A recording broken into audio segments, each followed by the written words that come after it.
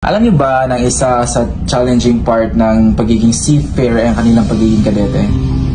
As an engine cadet sa isang standard company, my duties and responsibilities on board is to check the parameters of all running machineries or equipments.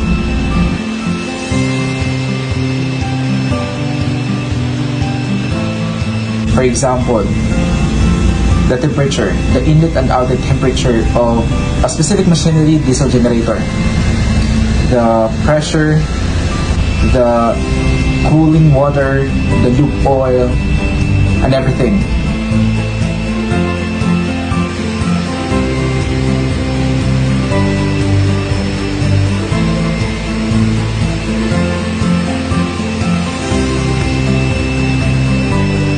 Heat exchanger naman namin dito sa barko, naka-plate type kami.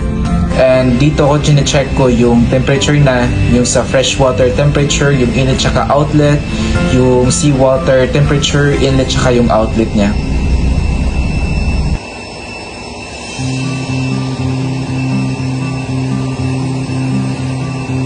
Siyempre, yung daily bilge suction natin. Kasi dito sa barko, nagka-high level alarms yung bilge namin. Kaya, every day, at least 2 times namin siyang sinasuction. For example, like 9 AM tsaka 10 PM namin yung sinasuction to avoid high-level alarms.